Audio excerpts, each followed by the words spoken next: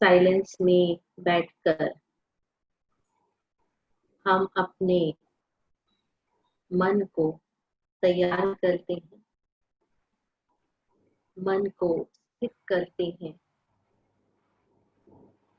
परमात्मा के महावाक्यों को सुनने के लिए, ज्ञान रत्नों की धारणा के लिए। हमारी बुद्धि रूपी बर्तन जब बहुत प्योर है तो ये ज्ञान रत्न बुद्धि में धारण होते हैं। परमात्मा शिव ज्ञान के सागर है, उनका श्रेष्ठ ज्ञान सुनने की पात्र में आत्मा हूँ। मैं स्पेशल स्टूडेंट हूँ। परमात्मा स्पेशली मुझे ही सिखाने के लिए आते हैं। ऐसा स्वयं को स्पेशल स्टूडेंट समझकर बाबा के सामने, जो शिव बाबा हमारा टीचर है, उसके सामने बैठकर हम आज की मुरली सुनते हैं।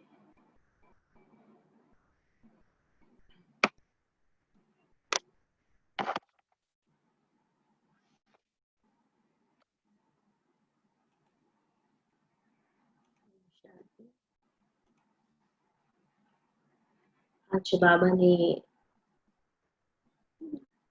मुरली में, साकार मुरली में आज कहा, जो आज 22 जुलाई की मुरली है, मीठे बच्चे तुम बहुत रॉयल स्टूडेंट हो। तुम बहुत रॉयल स्टूडेंट हो। तुम्हें पिता, टीचर और सदगुरु की याद में रहना है। अलौकिक खिदमत यानी सेवा करनी है। 3 चीजें बाबा ने बताई। हम बच्चे बहुत रॉयल स्टूडेंट हैं। एक होता है साधारण स्टूडेंट और दूसरे होते हैं रॉयल स्टूडेंट।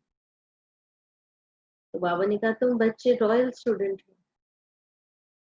जैसे आज दुनिया में भी कई कॉलेजेस होते हैं, लेकिन कई बार क्या करते हैं, स्पेशल कॉलेजेस भी होते हैं।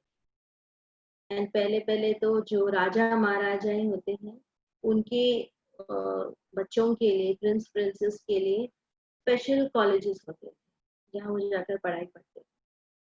तो बाबा ने कहा कि हम रॉयल फैमिली में जाने वाले हैं, तो इसलिए हम रॉयल स्टूडेंट हैं। फिर बाबा ने ये भी कहा कि पिता, टीचर एंड सदगुरु की याद में रहना है। माना शिव बाबा को पिता के रूप में भी याद करो, कभी टीचर के रूप में भी याद करो, एंड कभी सदगुरु के रूप में भी याद करो। तीसरा है अलौकिक खिदमत यानी सेवा करनी। एक है लौकिक और दूसरा है अलौकिक। अलौकिक, अलौकिक यानी असाधारण। तो लौकिक माना जो भी हम कामकाज करते हैं, रोज हमारी जो डेली रूटीन, जो इस शरीर को चलाने के लिए बिजनेस करना, नौकरी करना, घर का काम करना, पढ़ाई करना, ये सब हमारी लौकिक कार्य है। तो बाबा ने आज कहा अलौकिक खिदमत, सेवा करनी, माना अलौकिक भी कार्य करो, माना डिवाइन कार्य भी करो, बाबा की सेवा भी करो, बाबा के कार्य में मददगार बनना माना अलौकिक सेवा कर। देखो अलौकिक सेवा 2 तरीके से होती है। एक है, एक डायरेक्टली आप शिव बाबा के कार्य में मददगार है, कोई भी रूप से, तन मन धन मन सच से, वाणी से सेवा, अपने कर्मों से आप सेवा करते हैं।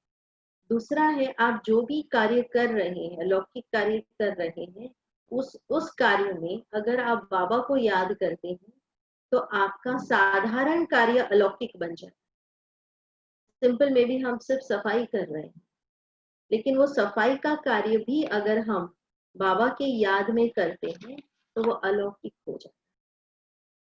जैसे ब्रह्मा बाबा जब कार्य करते थे, तो कई बार ब्रह्मा बाबा बिल्कुल सिंपल कार्य कर रहे हैं, जैसे इवन जैसे किचन में कुछ काम कर रहे होंगे, लेकिन लोगों को जो है ब्रह्मा बाबा से एक डिवाइन साक्षात्कार होता है। एक बार कोई आपने सुना भी होगा कि कोई बहन कोई व्यक्ति बाबा से मिलने आया, तो वो बहुत बना बहुत बड़ा व्यक्ति था। तो जब उस समय ब्रह्मा बाबा किचन में कुछ सेवा कर रहे थे, हाथ सारे काले हो गए थे। तो फिर वो बहन ने बाबा को कहा कि ऐसा फलाना व्यक्ति मिलने आया है, आप आइए मिलने के लिए। तो ब्रह्मा बाबा ने कहा आप उनको यहाँ बुलाओ। तो बहन ने कहा कि कैसे बुलाएंगे, आपके तो हाथ भी साफ नहीं है, आपके कपड़े देखो ऐसे हैं। तो बाबा ने कहा कोई बात नहीं, उनको बुलाओ। और जैसे ही वो व्यक्ति ब्रह्मा बाबा के सामने आया, तो उनको दिव्य साक्षात्कार। क्यों? क्योंकि ब्रह्मा बाबा सिंपल कार्य करते हुए भी स्थिति बहुत ऊंची। तो हम सिंपल कार्य कर रहे हैं, सब्जी काटने का कार्य कर रहे हैं, कुछ घर का काम कर रहे हैं, लेकिन वो कार्य करते हुए भी हमारी स्थिति बहुत ऊंची है। तो इसको कहते हैं अलौकिक। तो एक है अलौकिक खिदमत, यानी बाबा की सेवा करना, औरों को संदेश देना। और दूसरा है आपके रेगुलर कार्य को भी अलौकिक बनाना। तो अलौकिक खिदमत यानी सेवा करना। प्रश्न है, जो अपने आप को बेहद का सेवाधारी समझकर चलते हैं, सॉरी, जो अपने आप को बेहद का पाठधारी समझकर चलते हैं, उनकी निशानी सुना।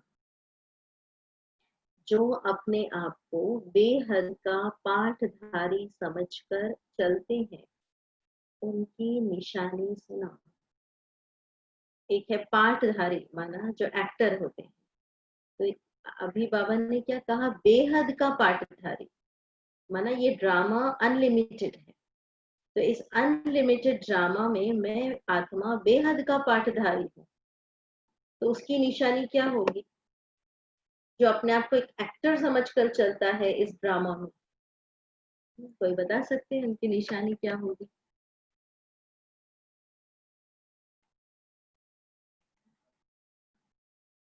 क्या करेंगे उनकी? अनअटैच्ड, अनअटैच्ड होंगे। बिल्कुल अनअटैच्ड होंगे, क्योंकि एक्टर है, उसको पता है ये ड्रामा है और उसमें मैं पार्ट बजा रहा हूँ, तो ये थोड़े समय के लिए मेरा रोल है। तो एक तो बाबा ने कहा कि उनकी बुद्धि में कोई भी सूक्ष्म व स्थूल देहधारी की याद नहीं होगी। उनके बुद्धि में कोई भी सूक्ष्म व स्थूल देहधारी की याद नहीं होगी। अर्थात वो कोई भी दूसरे एक्टर को याद नहीं करेंगे। अगर आप देखेंगे कि कोई एक्टर अगर सारा समय दूसरे एक्टर्स को देखेगा, तो वो खुद अपना रोल प्ले कर सकता है? नहीं प्ले कर सकता। वह एक बाबा को और शांति धाम घर को याद करते रहेंगे। वह एक बाबा को और शांति धाम घर को याद करते रहेंगे, क्योंकि बलिहारी एक की ही है। जो बेहद का पाठधारी, माना उनकी बुद्धि में क्या रहेगा? एक शिव बाबा रहेगा और दूसरा परम धाम रहेगा। जैसे बाबा सारी दुनिया की खिदमत करते हैं, पतितों को पावन बनाते हैं, ऐसे बच्चे भी बाप समान खिदमतगार बन जाते हैं। बाबा ने टाइटल दिया कि हम बच्चे कौन बने, ले क्या बने? खिदमतगार बने। बाबा के कार्य में हम सेवाधारी बने, मददगार बने, इसलिए कहा खिदमतगार। आज बाबा ने टाइटल दिया कि तुम बच्चे खिदमतगार हो। और उसके पहले भी कहा तुम रॉयल स्टूडेंट हो। अब रॉयल स्टूडेंट क्या है वो सोचना। रॉयल स्टूडेंट कैसे रहना चाहिए, वो पढ़ाई कैसे पढ़ेगा? तो ये बाबा ने कहा कि हम कोई भी देहधारी को याद नहीं करते। किसको याद करते हैं? बाबा को याद करते हैं, शांति धाम को याद करते हैं। बलिहारी एक की है। बलिहार जाना माना जैसे सरेंडर होना। फिर बाबा ने कहा कि जैसे भगवान जो है ना, वो खिदमत करने आया है, सेवा करने आया, पतितों को पावन बनाने आया है, ऐसे हमको भी बाप समान खिदमतगार बनना है। 3 टाइटल बाबा ने ऑलरेडी दिए। हम बच्चे रॉयल स्टूडेंट हैं, बेहद के पाठधारी हैं, एंड हम खिदमतगार हैं। ओम शांति। पहले पहले बाबा बच्चों को सावधानी देते हैं, यहाँ बैठते हो तो भी अपने को आत्मा समझ बाबा के आगे बैठे हो। कल भी बाबा ने कहा, जब मुरली सुनते अपने को आत्मा समझकर महसूस करते हो कि बाबा मेरे सामने बैठा है एंड बाबा मुझे मुरली सुना रहे हैं। यह भी बुद्धि में लाओ कि हम बाबा के आगे भी बैठे हैं, पिता के आगे बैठे हैं, टीचर के आगे भी बैठे। शिव बाबा मेरा पिता भी है एंड वही मेरा टीचर भी है। नंबर 1 बात है, हम आत्मा है, बाबा भी आत्मा है, टीचर भी आत्मा है एंड गुरु भी आत्मा है। वरना हम आत्मा शिव बाबा से सुन रहे हैं, जो परमात्मा पिता, टीचर और सदगुरु एक ही है ना। ये नई बात तुम सुनते हो, तुम कहेंगे बाबा हम तो कल्प कल्प यह सुनते हैं। बाबा ने कहा ये नई बात सुनते, तो बाबा बच्चे बाबा को क्या कहते कि हम कल्प कल्प सुनते, माना हर 5000 वर्ष में बाबा आकर हमको सुनाते हैं और हम सुनते हैं। तो बुद्धि में यह याद रहे, बाबा पढ़ाते हैं, हम आत्मा इन ऑर्गन्स द्वारा सुनती है।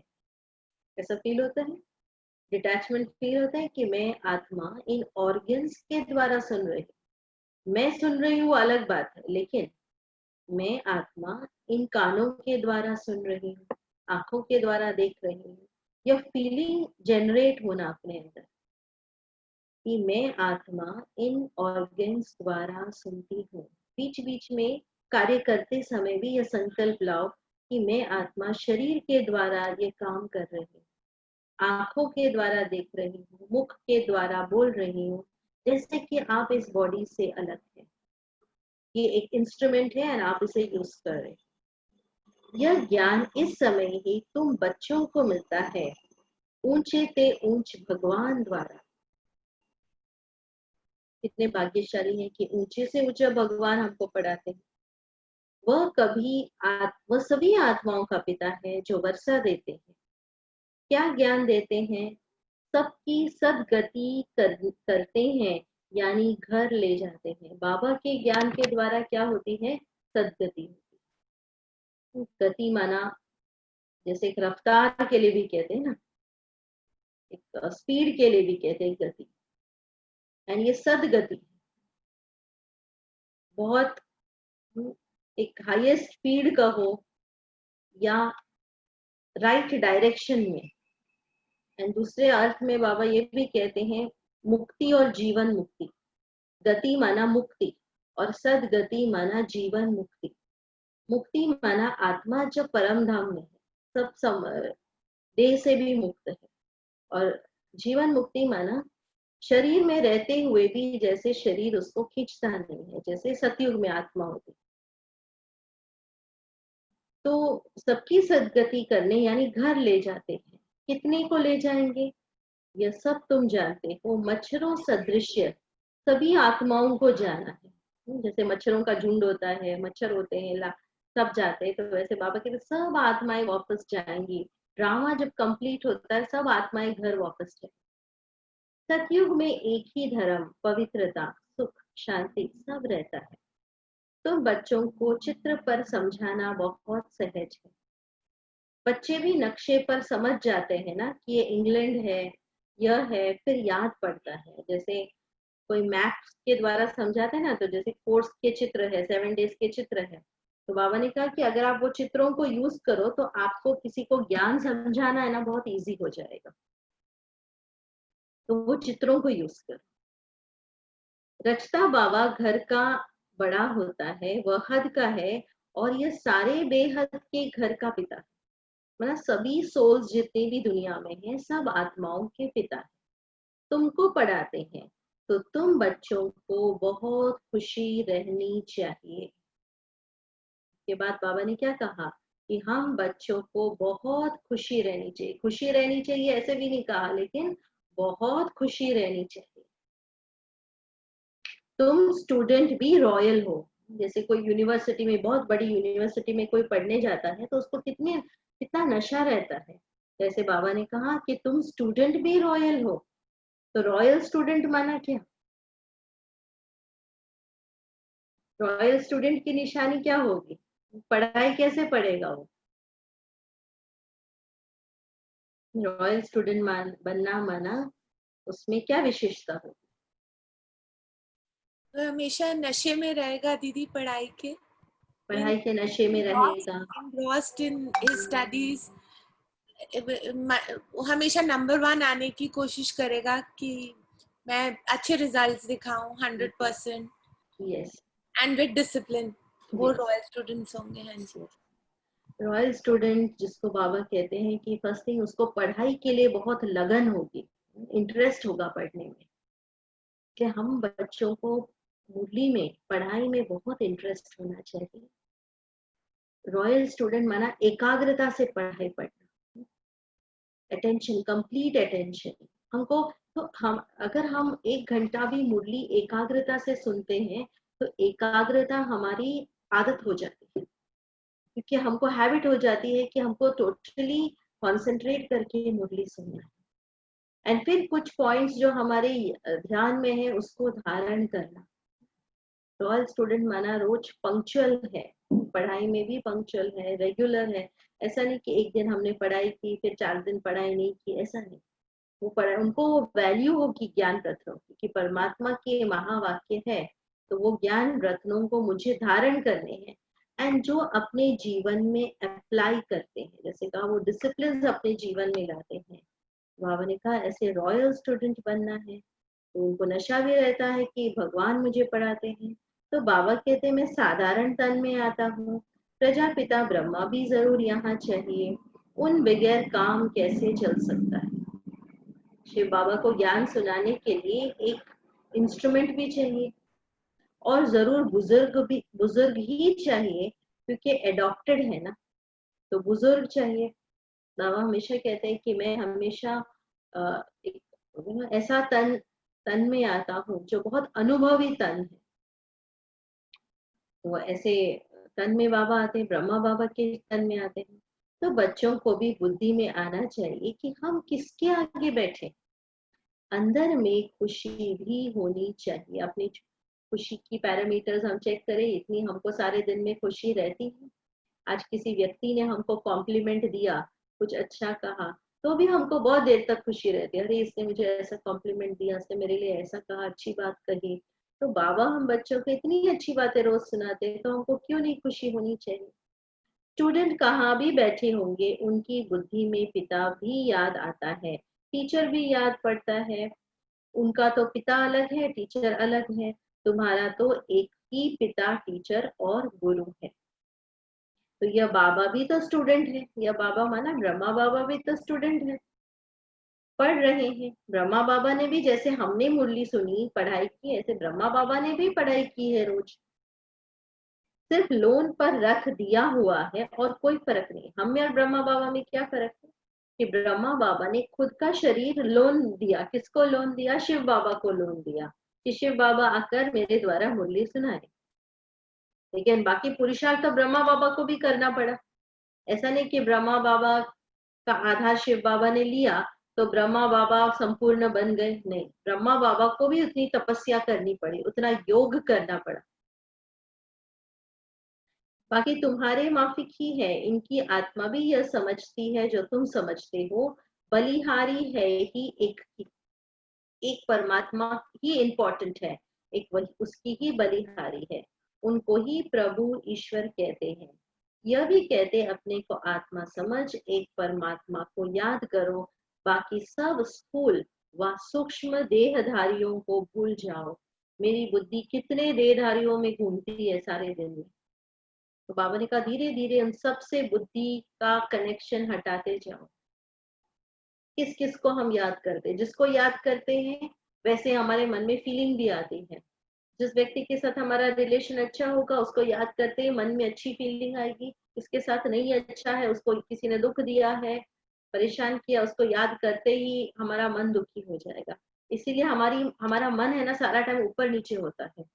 क्यों? क्योंकि जिस जिसके साथ हमारा जैसा रिलेशन है ना, वैसे हमारी मन की अवस्था भी वैसे वैसे होती है।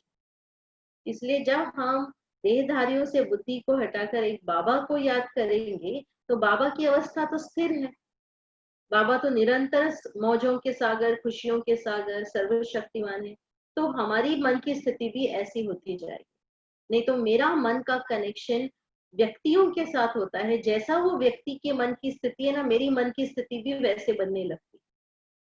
इसीलिए मेडिटेशन क्यों परमात्मा पर किया जाता है, क्योंकि परमात्मा ही है जो एक स्टेबल है, परमानेंट है, अनचेंजिंग है।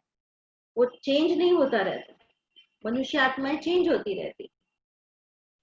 तो इसलिए बाबा, इसलिए योग जो है हम परमात्मा परमात्मा से ही लगाते। तुम तो स्थूल देहधारियों को भूल जाओ, तुम शांति धाम में रहने वाले हो, तुम हो बेहद के पाठधारी। फिर अपना स्वमान याद करो कि मैं बेहद का पाठधारी हूँ, शांति धाम से आई हूँ, शांति धाम के रहने वाले हूँ। यह बातें और कोई भी नहीं जानते। मैं एक पाठधारी हूँ, एक्टर हूँ। तो एक्टर हूँ मीन्स मैं इस वर्ल्ड से डिटैच्ड हूँ। मुझे अपना क्या रोल है वो प्ले करना है। रोल प्ले करने के बाद मुझे फिर से घर जाना है। और बाबा की यह बातें और कोई भी नहीं जानते। दुनिया भर में किसको पता नहीं है। यहाँ जो आते हैं वह समझते जाते हैं और बाबा की सर्विस में आते जाते हैं। ईश्वरीय खिदमतगार ठहरे ना। ये फिर से हमको बाबा ने स्वमान याद कराया, मैं ईश्वरीय खिदमतगार हूँ, माना ईश्वर की सेवा में हूँ। बाबा भी आए हैं खिदमत करने। अपने डेली कार्य को सेवा बनाओ। जो आप डेली कार्य कर रहे हैं, आप बाबा को कहते जाओ कि ये बाबा जो भी ये कार्य कर रहे हैं हम आपके लिए कर रहे हैं। भले आपके घर में 4 फैमिली मेंबर्स है, उनके लिए आप कर रहे हैं, लेकिन फिर भी आप अंदर में संकल्प करो कि यह कार्य जो है ये सेवा सेवा अर्थ है परमात्मा के लिए, या परमात्मा मेरे द्वारा ये कार्य करा है। अगर हमने ये संकल्प लिया तब हम बनते कर्म योगी। क्योंकि जब हमने ये संकल्प किया कि मैं ये कार्य बाबा के लिए कर रही हूँ, आपका वो कार्य श्रेष्ठ कार्य हो जाता है। इसलिए पहले कहते थे ना, कर्म ही पूजा है। तो पूजा कैसे करते लोग? पूजा बहुत भावना से करते हैं, बहुत खुशी से करते हैं, उमंग उत्साह से करते हैं, शांति से करते हैं, क्योंकि वो पूजा कार्य है, पूजा कर रहे हैं।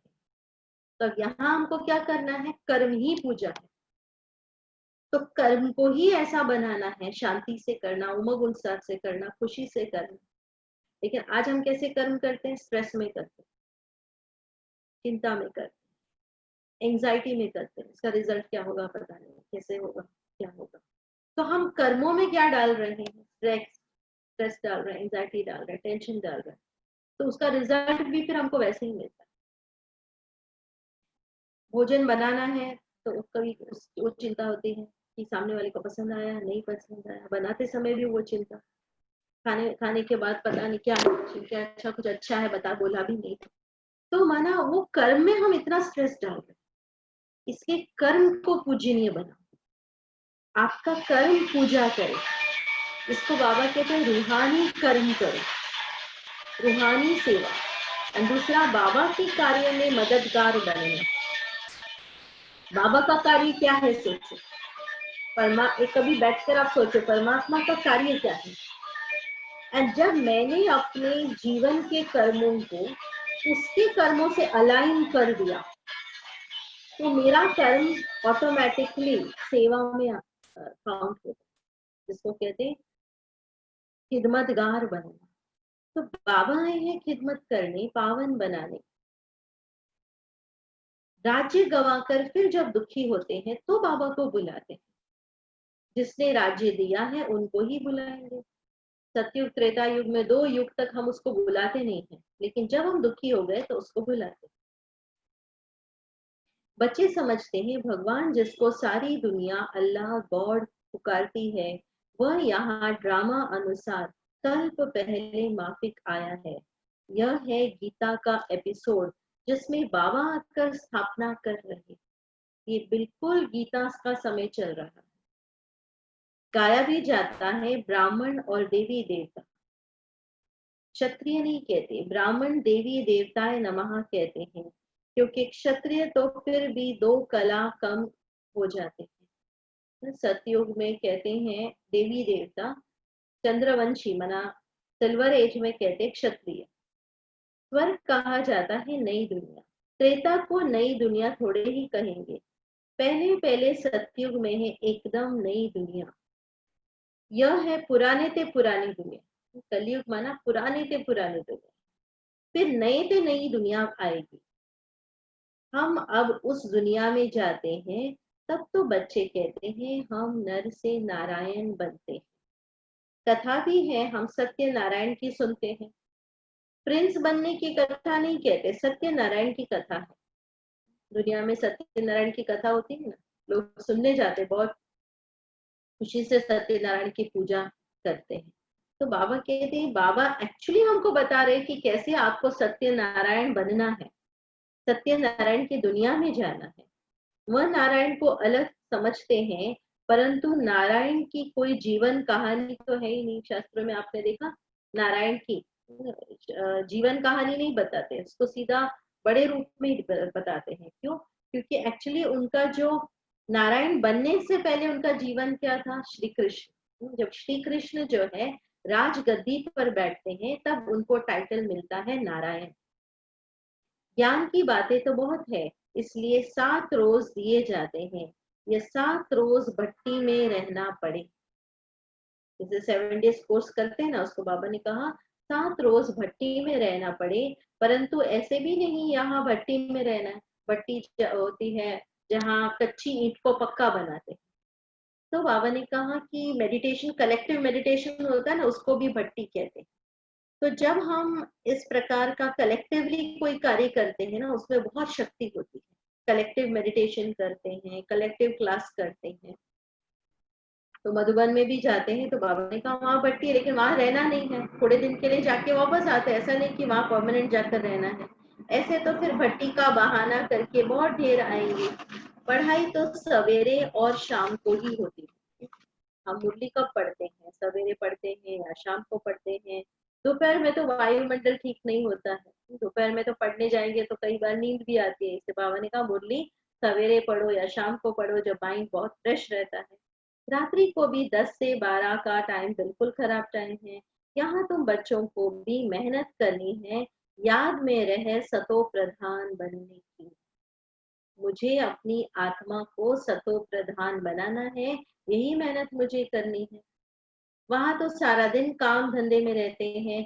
ऐसे भी बहुत है जो धंधा दौरी करते फिर पढ़ते भी है, जास्ती अच्छी नौकरी करने के लिए। यहाँ भी तुम पढ़ते हो, टीचर को याद करना पड़े जो पढ़ाते हैं। जैसे बाबा कहते हैं दुनिया में लोग नौकरी करते हैं तो साथ साथ पढ़ाई भी पढ़ते हैं ताकि और अच्छी नौकरी मिले।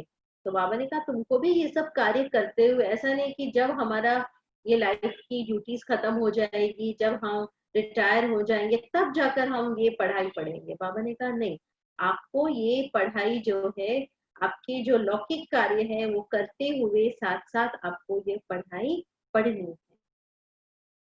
ऊंचे से ऊंचा बाबा है जो हमें स्वर्ग का वर्षा देते हैं। हम स्वर्ग में जरूर जाएंगे, स्वर्ग की स्थापना जरूर होनी है। तुम पुरुषार्थ सिर्फ करते हो उच्च पद पाने के लिए। स्वर्ग में तो हम सब जाएंगे, लेकिन स्वर्ग में भी डिफरेंट पोजीशंस है। जैसे आज कोई कंपनी होती है, उसमें भी क्या होता है, डिफरेंट पोस्ट होती है, पोजीशंस होती है। तो हर एक क्या पुरुषार्थ करता है कि हम और अच्छे हम पोस्ट में जाए, हमें प्रमोशन मिले। तो इस प्रकार बाबा ने कहा कि आपको भी एक लक्ष्य रखना है कि मुझे उच्च पद पाना है। यह भी तुम जानते हो, मनुष्यों को भी पता पड़ेगा, तुम्हारा आवाज फैलता रहेगा। तुम ब्राह्मणों का अलौकिक धर्म है श्रीमत पर अलौकिक सेवा में तत्पर रहना। फिर से बाबा ने कहा श्रीमत पर अलौकिक सेवा में तत्पर रहना। तत्पर रहना मीन्स लगे रहना, और सेवा करते रहो।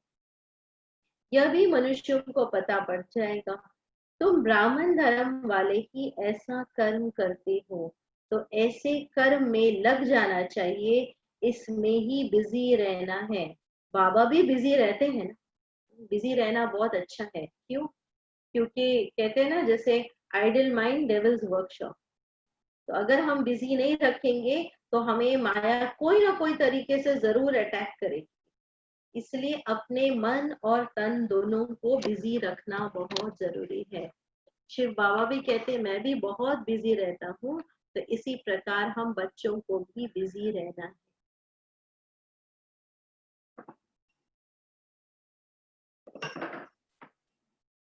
तो अलौकिक सेवा में तत्पर रहना है, यह भी मनुष्यों को पता पड़ जाएगा। बाबा भी बहुत बिजी रहते हैं, तो हम बिजी भी है तो इजी भी है।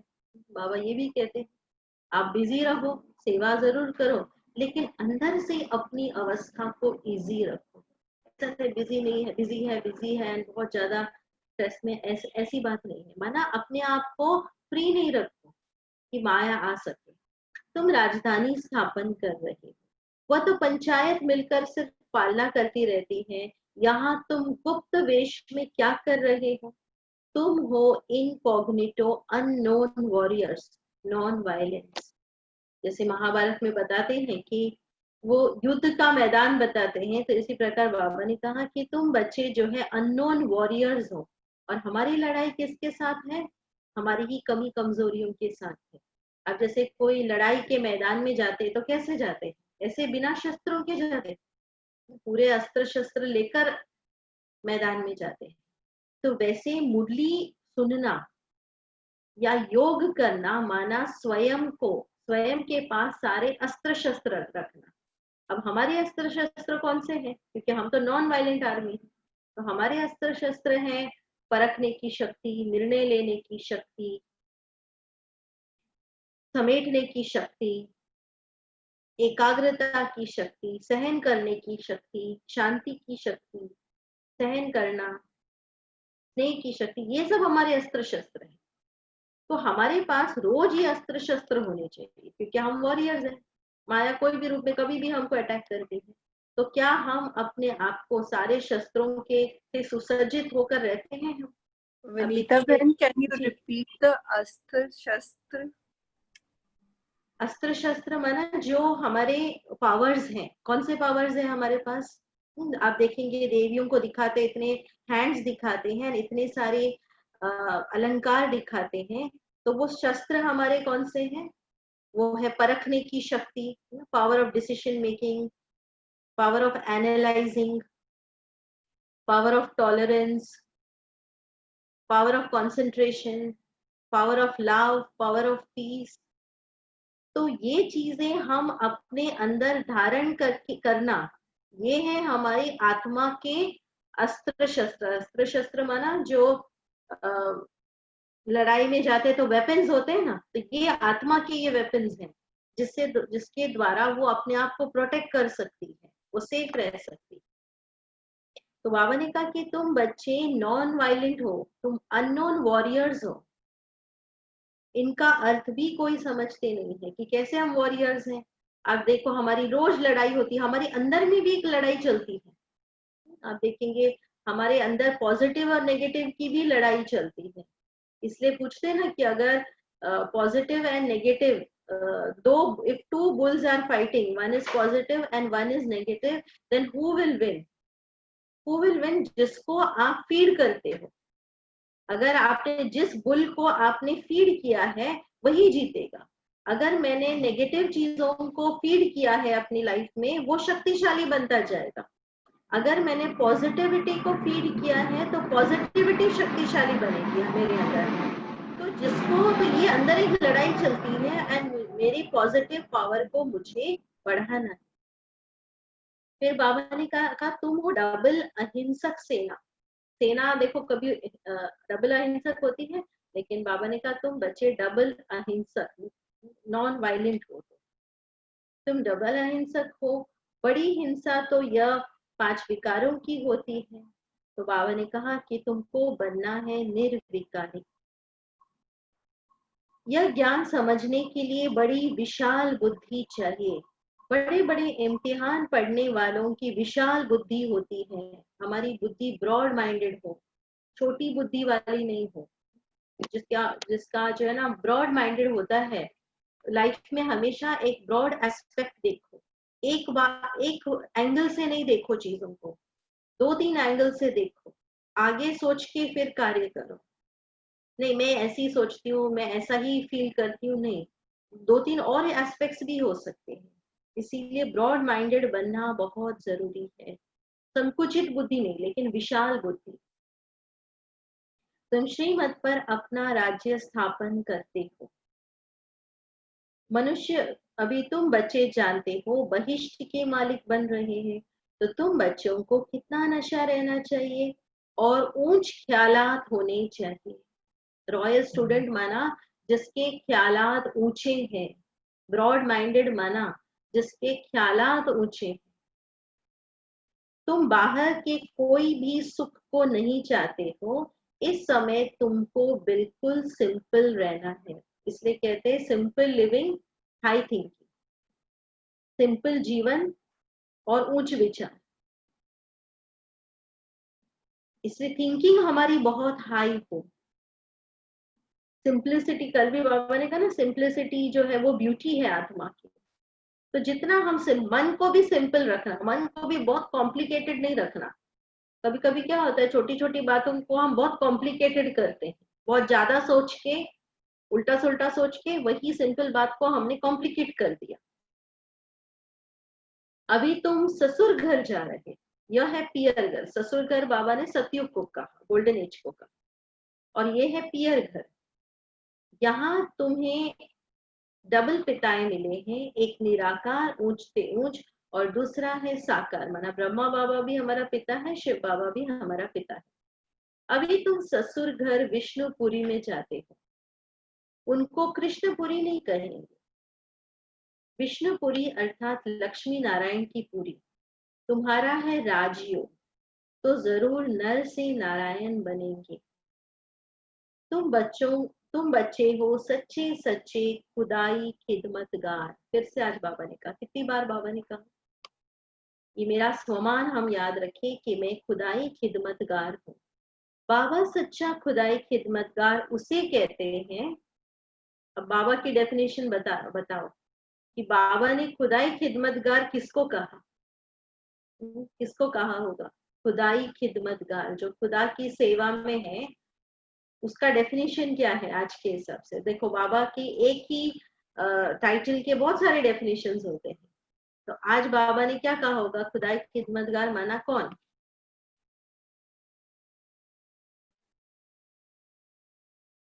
कौन बताएंगे खुदाई खिदमतगार कौन है?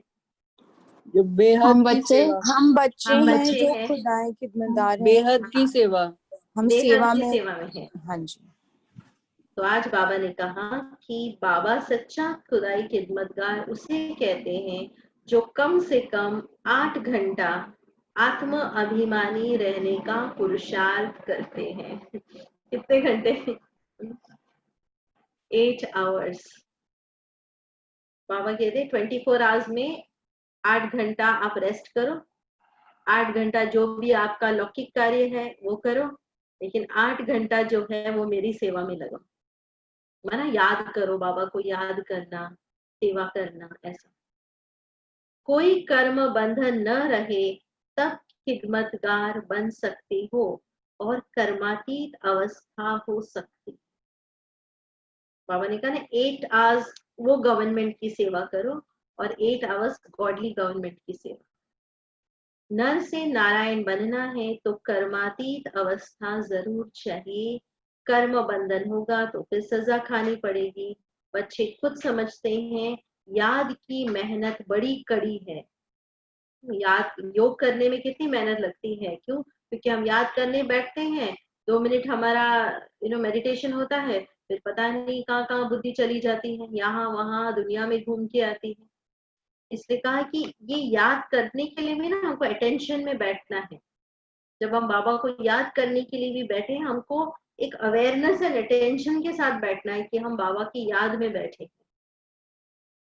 ऐसा नहीं कि चलो चलो गीत बजा, हम बैठे हैं, गीत पूरा हो जाएगा हमारा योग, माना वो एक अवेयरनेस अंदर की जागृति से नहीं बैठे हैं योग करने के लिए।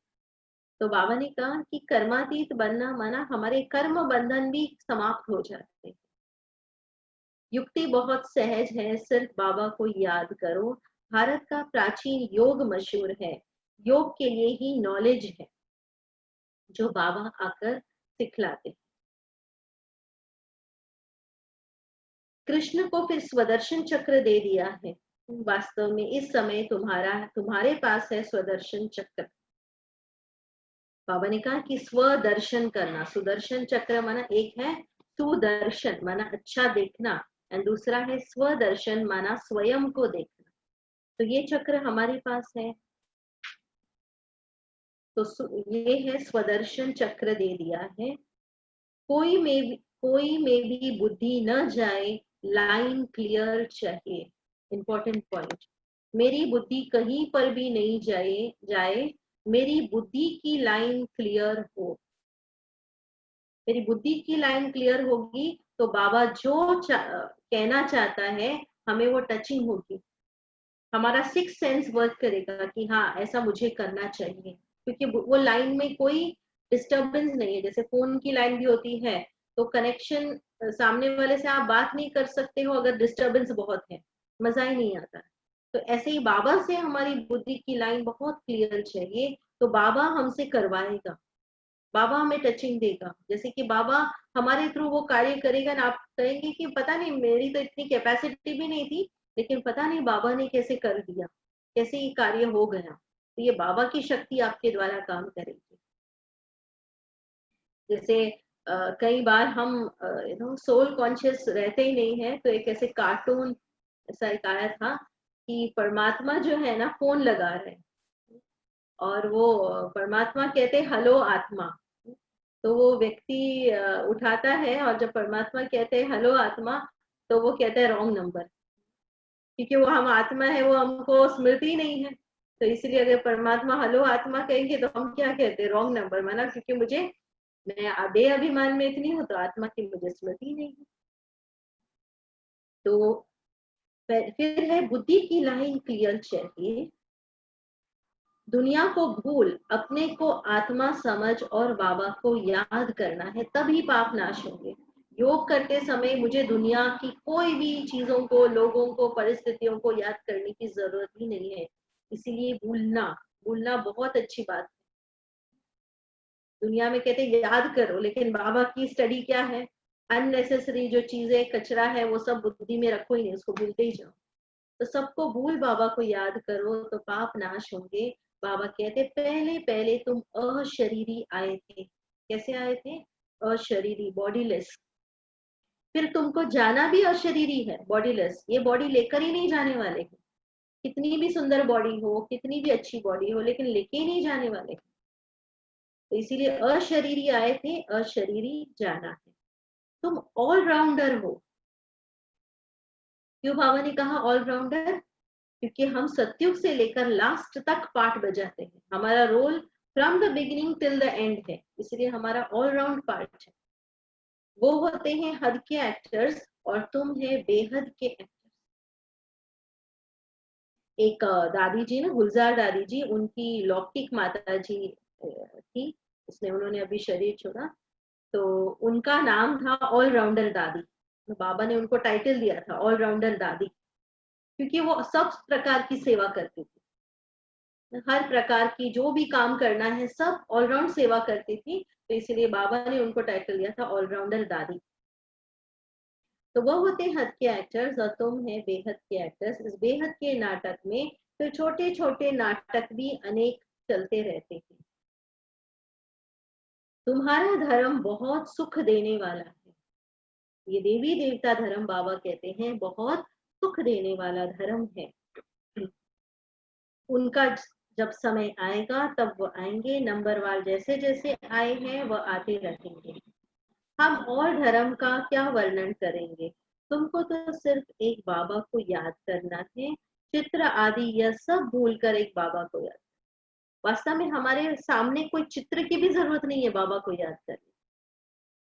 ऐसा नहीं कि हमारे सामने पॉइंट ऑफ लाइट हो, रेड लाइट हो, तभी हम बाबा को याद कर सकते, ऐसा नहीं।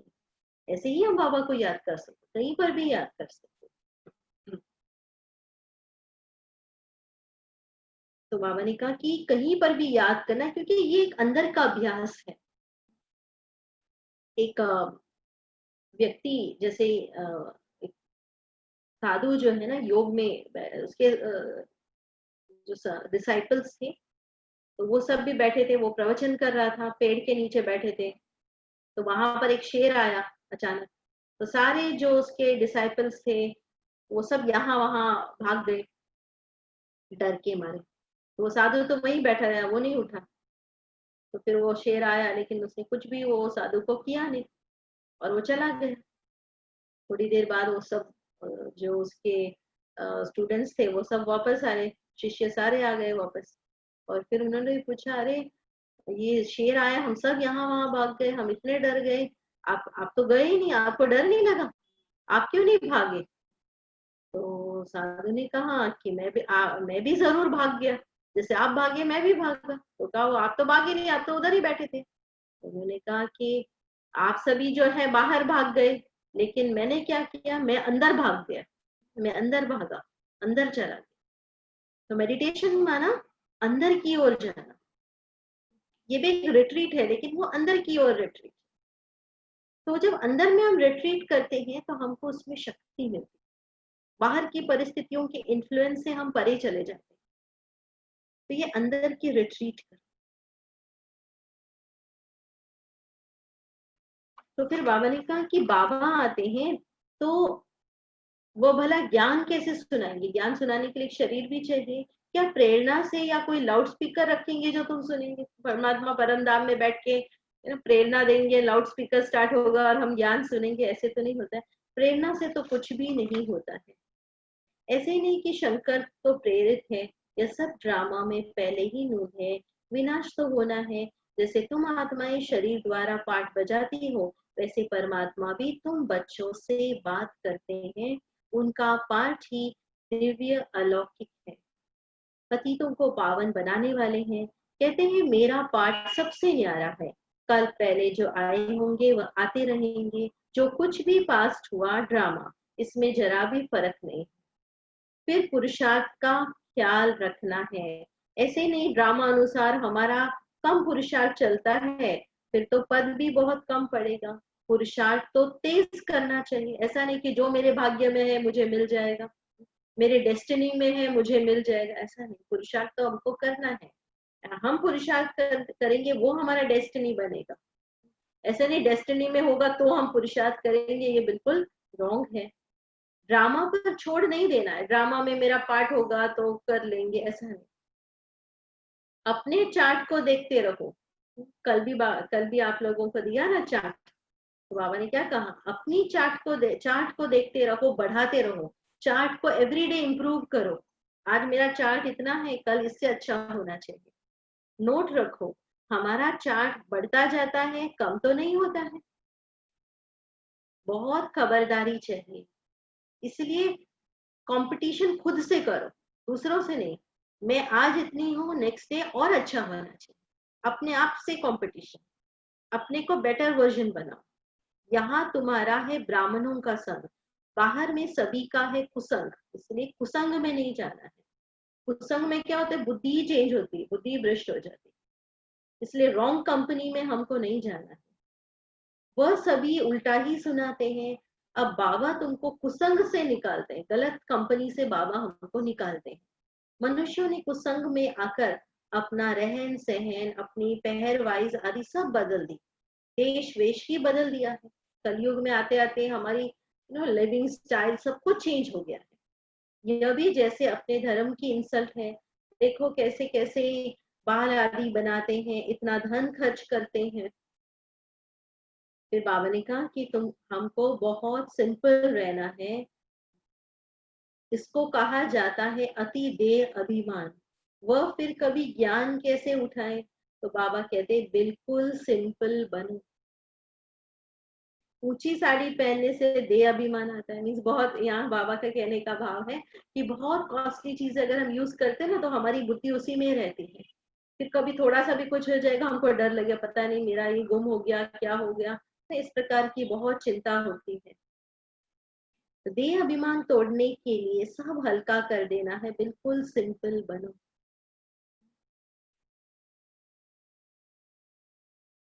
नहीं तो देह अभिमान आता है। अच्छी चीज देह अभिमान में लाती है। तुम इस समय वनवाह में हो ना। ब्रह्मा बाबा की लाइफ बिल्कुल डिफरेंट थी, क्योंकि वो तो डायमंड मर्चेंट थे। उनकी लाइफस्टाइल कैसी थी पहले, बहुत रिच लाइफस्टाइल थी। एंड पहनना रहना खाना पीना सब कुछ था। बाबा के प्रवेश होने के बाद बिल्कुल चेंज हो गए, बिल्कुल सिंपल लाइफ में आ गए, क्योंकि वो अंडरस्टैंडिंग आ गई। तो क्या अंडरस्टैंडिंग आ गई है कि हमको अभी ऐसा अंदर में पुरुषार्थ करना है, हमें उस चीजों को इम्पोर्टेंस नहीं देना। इसका मतलब जैसे कहा कि ये प्रेजेंटेबल नहीं बनना, ये बात नहीं। प्रेजेंटेबल भी रहो, जो हमारी दुनिया में पोजीशन है वैसे जरूर रहो, लेकिन टू मच हमारी बुद्धि इसमें नहीं रहे। हमारी बुद्धि कहाँ जा रही है, फुल टाइम बॉडी कॉन्शियसनेस में है, तो हम मेडिटेशन कैसे करेंगे, तो हम सोल कॉन्शियस कैसे बने।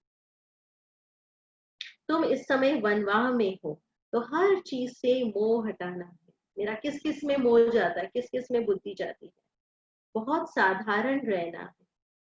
शादी आदि में भल रंगीन कपड़े आदि पहन कर जाओ, तोड़ निभाने। ऐसा नहीं कि कोई फंक्शन में जाए, नहीं मैं तो अभी सिंपल लाइफ लीड कर रही हूँ तो मुझे व्हाइट कपड़े पहनने, ऐसा नहीं। जो जैसा सिचुएशन है वहां जरूर उस प्रकार से रहो। फिर घर में आकर उतार देना। तुमको तो वाणी से परे जाना है। वानप्रस्थी सफेद पोष में होते। वानप्रस्थी बाबा कहते हैं, वानप्रस्थी माना जैसे 60 इयर्स पूरा हो जाता है ना, तो वो बहुत सिंपल लाइफ लीड करते हैं। जैसे बाबा ने कहा कि ये कल्प की भी हर आत्मा की वानप्रस्थ अवस्था है, क्योंकि ये 5000 ईयर्स ऑलमोस्ट लास्ट स्टेजेस है। तो उसमें हमको सिंपल रहना है। हमें वाणी से परे, वानप्रस्थी माना वाणी से परे, बियॉन्ड साउंड। ये वर्ल्ड आवाज की दुनिया है, और वो दुनिया परमधाम वाणी से परे दुनिया है। तो तुम एक एक छोटे बड़े सब वानप्रस्थी हो। छोटे बच्चों को भी शिव बाबा की याद दिलानी है, इसमें ही कल्याण है। बस हमको अभी जाना है शिव बाबा के पास। अच्छा, मीठे मीठे सिखिलरे बच्चों प्रति माता पिता बाप दादा का याद प्यार और गुड मॉर्निंग। रूहानी बाबा की रूहानी बच्चों को नमस्ते। रूहानी बच्चों की रूहानी बाबा को आपको याद प्यार और गुड गुड मॉर्निंग और नमस्ते। और नमस्ते। धारणा के मुख्य साथ पहला है, सदा ध्यान रहे कि हमारी कोई भी चलन देह अभिमान वाली न हो। सदा ध्यान रहे कि हमारी कोई भी चलन देह अभिमान वाली न हो। बहुत सिंपल रहना है। किसी भी चीज में ममत्व नहीं रखना है। कुसंग से अपनी संभाल करनी है। कोई भी ऐसा व्यक्ति का संग नहीं करना है जो हमें रॉन्ग डायरेक्शन देवे, रॉन्ग मार्ग पर लेकर जावे। आप क्यों ये कर रहे हो, इससे क्या फायदा, ऐसे सब बहकाने वाले बुद्धि को, ऐसे आत्माओं से बहुत हमें केयरफुल रहना है, ऐसे संग से। दूसरा है, याद की मेहनत से सर्व कर्म बंधनों को तोड़ कर्मातीत बनना है। कम से कम 8 घंटा आत्म अभिमानी रहे सच्चा सच्चा खुदाई खिदमतगार बनना है। वरदान है, सदा बेहद की स्थिति में स्थित रहने वाले बंधन मुक्त जीवन मुक्त भव। देह अभिमान हद की स्थिति है, और देही अभिमानी बनना यह है बेहद की स्थिति। बेहद माना अनलिमिटेड। देह में आने से अनेक कर्म के बंधनों में हद में आना पड़ता है, लेकिन जब देही यानी आत्मा बन जाते हो तो सब बंधन खत्म हो जाते। आत्मा का किसी से कोई बंधन नहीं है।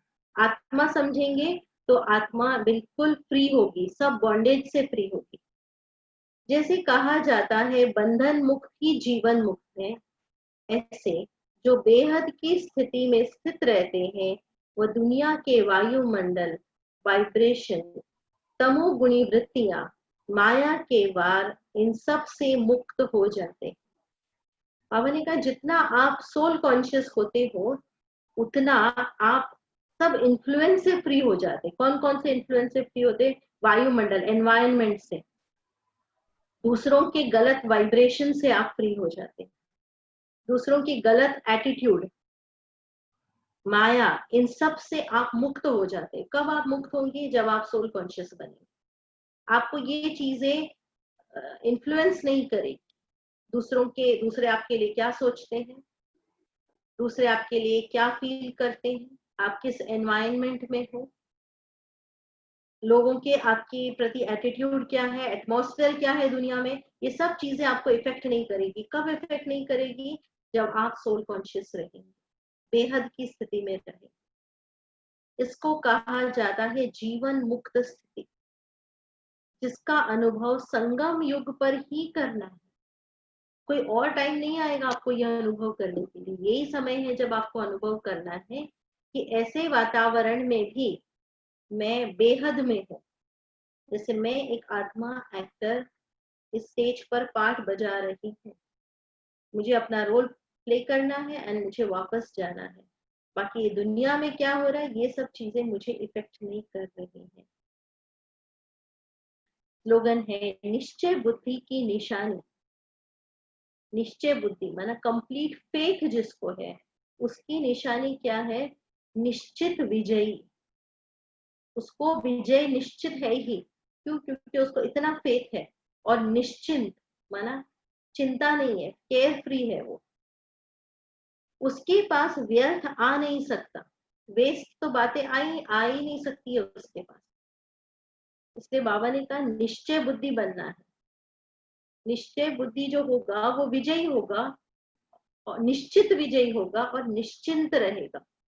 उसको कोई चिंता नहीं होगी, क्योंकि उसको इतना फेथ है कि मेरी विजय निश्चित है। जैसे अर्जुन को था, उसको कंप्लीट फेथ था कि मेरी विजय निश्चित है, एंड इसलिए वो निश्चिंत रहता था हमेशा। इसलिए क्या हमने अपनी अवस्था को ऐसा निश्चिंत बनाया है कि मुझे जैसे ही मन में कोई चिंता आती है बाबा को दे दो। अपने बुद्धि में ज्यादा समय वो चिंता को घूमने ही नहीं देना। जैसे ही वो चिंता आती है कि कोई भी बात की चिंता होती है, चिंता तो कितनी चीजों की होती है, घर परिवार की चिंता होती है, स्वयं की चिंता होती है, परिस्थितियों की चिंता होती है। जैसे ही मन में चिंता आती है ना, आप तुरंत बाबा को दे दो कि बाबा ये चिंता आप ले लो, मुझे इसके बारे में चिंता नहीं करनी है, असोचता बन जाओ। वो चिंता बाबा को हैंड ओवर कर दो एंड बाबा वो चिंता आपकी संभालेगा।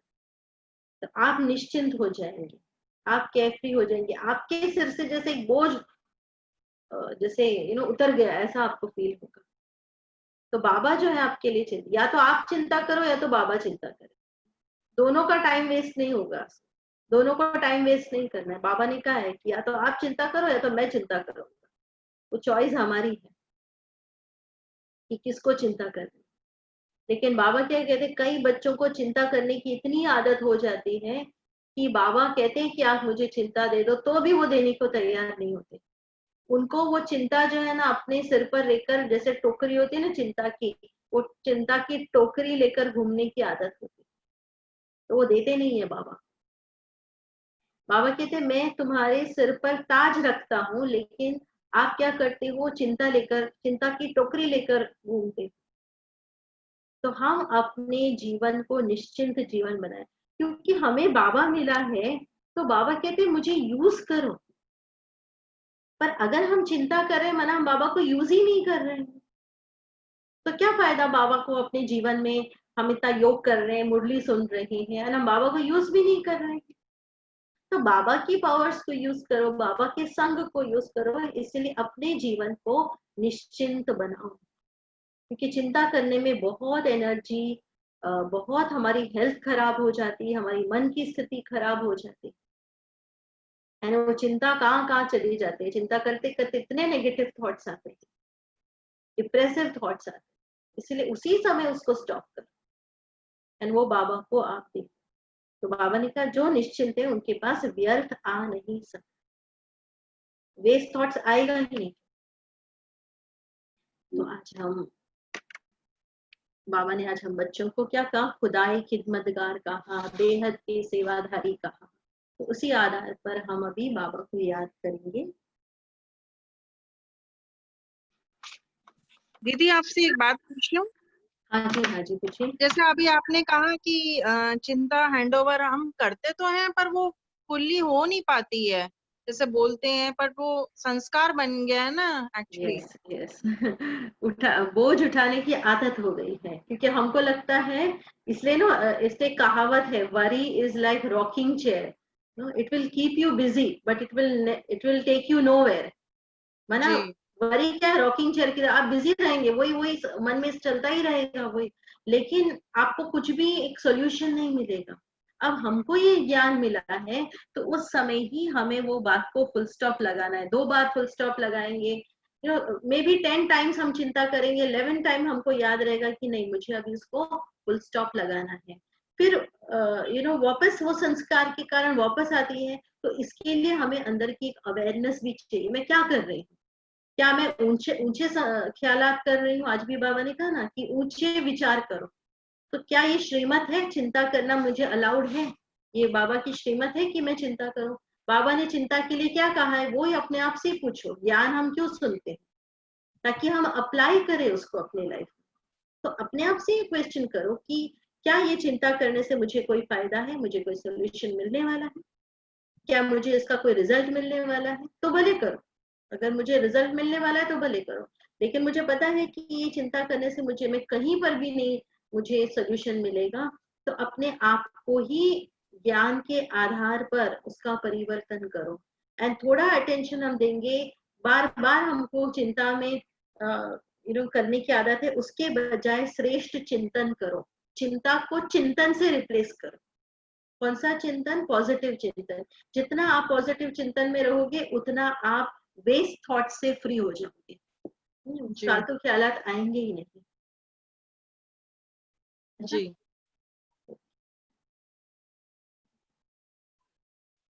थैंक यू दीदी। शांति। Thank you. हम 2 मिनट बाबा को याद करते हैं। हम बच्चे संगम युग पर है, खुदाई खिदमतगार। मैं आत्मा इस शरीर के द्वारा उस खुदा के खिदमत में हाजिर हूँ। मेरा मन वचन कर्म, तन मन धन उस खुदा की सेवा में, ईश्वर की सेवा में तत्पर है। मेरा हर कर्म लौकिक से अलौकिक बन गया है। कार्य करते हुए भी मेरी स्थिति अलौकिक है।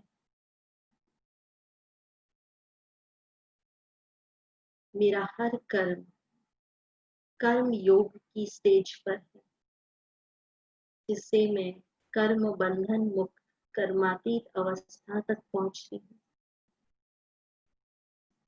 मैं इस ड्रामा में बेहद का पाठधारी हूँ। बेहद का पाठधारी स्वयं को समझकर जब चलेंगे, तब तमोगुणी वायुमंडल, तमोगुणी वृत्तियां, नेगेटिव वाइब्रेशन से हम अपने आप को फ्री कर सकते हैं। मैं आत्मा देही अभिमानी हूँ, बेहद का पाठधारी हूँ। पाठ बजाकर फिर से मुझे वाणी से परे परम धाम साइलेंस वर्ल्ड में जाना है। मेरा इस ड्रामा में ऑल राउंड पार्ट है। पार्ट बजाते हुए भी मैं इस पार्ट से डिटैच्ड। मैं आत्मा रॉयल स्टूडेंट हूँ। एकाग्र होकर परमात्मा के महावाक्य सुनती हूँ। लगन से मुरली सुनती हूँ। शिव बाबा मेरा पिता है, टीचर है, सदगुरु है। इस ज्ञान के द्वारा ही मैं आत्मा सदगति को प्राप्त करती हूँ, सतो प्रधान बन रही हूँ। इस पढ़ाई से ही उच्च पद की प्राप्ति होती है। मैं आत्मा रोज ये पढ़ाई पढ़ती हूँ, जिससे मेरे अंदर पवित्रता आती है, सिंप्लिसिटी आती है। मैं अपने जीवन में सिंपल लिविंग, हाई थिंकिंग, इस आधार पे से जीवन व्यतीत करती हूँ।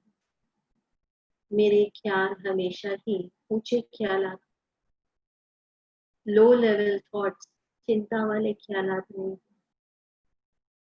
शिव बाबा पर कंप्लीट फेथ हो, निश्चय बुद्धि हो, निश्चिंत है।